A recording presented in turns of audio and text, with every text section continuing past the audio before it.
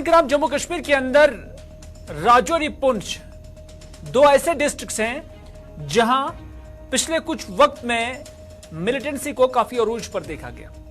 न सिर्फ मिलिटेंसी को काफी अरूज पर देखा गया बल्कि यहां फौज को काफी सारी कैजुअलिटीज से भी गुजरना पड़ा। लेकिन इस यहां मिलिटेंट की जो स्ट्रैटेजी है उसके खिलाफ कैसे काउंटर स्ट्रैटेजी अपनाई जाए, इस हवाले से northern army commander lieutenant general Upendra Dwivedi ने आज मीडिया नुमाइंदों के साथ बात की है और द्विवेदी का कहना है कि राजौरी पुंछ खत्ते में बहुत जल्द मिलिटेंसी पर काबू पाया जाएगा। यह उन्होंने दावा किया है। उन्होंने कहा कि पिछले कुछ सालों में यहां काफी बेहतर हालात थे, सरमायाकारी भी बढ़ रही थी, लोग भी पुरअमन माहौल में रह रहे थे। ताहम सरहद पार पड़ोसी मुल्क को वो कुछ अच्छा नहीं लगा, जिसकी वजह से सरहद पार की मुदाखलत से इस खित्ते के अंदर मिलिटेंसी सरगर्मियों को यहां पर लाया गया, मुतारिफ कराया गया और फिर उरूज दिलाने की कोशिश की गई। ये नॉर्दर्न कमांड के लेफ्टिनेंट जनरल उपेंद्र द्विवेदी ने मीडिया नुमाइंदों से बात करते हुए ये बात बोली है। उन्होंने इतना ही नहीं कहा बल्कि उन्होंने ये भी कहा कि लाइन ऑफ कंट्रोल पर जो दरअंदाजी के वाक़ात थे वो भी ना के बराबर है। यहां तक कि द्विवेदी ने यह भी कहा कि साल 2023 को हमने जीरो जो इन्फिल्ट्रेशन ईयर है वो करार दिया है, यानी साल 2023 को जीरो वाक़ात हुई हैं। इस वजह से हमने यहां इससे जीरो इन्फिल्ट्रेशन ईयर 2023 करार दिया है। उन्होंने कहा कि फौज ने गैर मुल्की मिलिटेंसी के खिलाफ भी इंतहाई सख्त कार्रवाई और प्लान जो है वो मुरतब दिए हैं।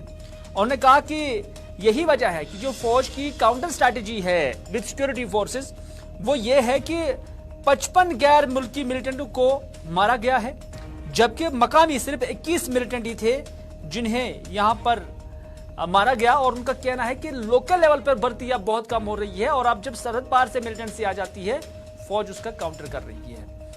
उपेंद्र द्विवेदी ने मजीद क्या कुछ कहा, उन्हीं की जुबानी सुनते हैं।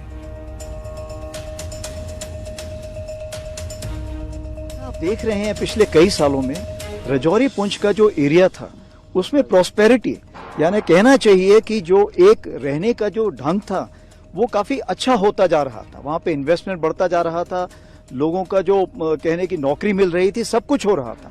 तो इस पीस पे प्रॉस्पेरिटी जिसको हम बोलते हैं वो हमारे पड़ोसी देश को भाया नहीं और इसीलिए उन्होंने कुछ ऐसी कार्रवाई की है जो वहां पे कुछ उन्होंने मिलिटेंट का जो अभी बढ़ावा किया है उस पे हम जबरदस्त कार्रवाई कर रहे हैं और आप देखेंगे आगे आने वाले दिनों में उस पे भी काबू कर लिया जाएगा। सर ये बताइए जो कि अभी नॉर्दर्न बॉर्डर का एरिया है, कैसे सिचुएशन आप देख रहे हैं? जो नॉर्दर्न बॉर्डर का एरिया है वो स्टेबल है, लेकिन मैं उसको बोलूंगा वो नॉट नॉर्मल है या सेंसिटिव है।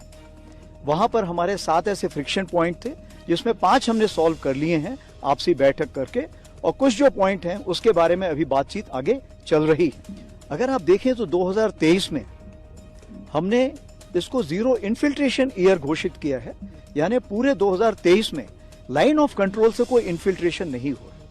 लेकिन फिर भी जैसे आपने सही बोला कि बहुत मिलिटेंट्स हैं जो अभी आ रहे हैं।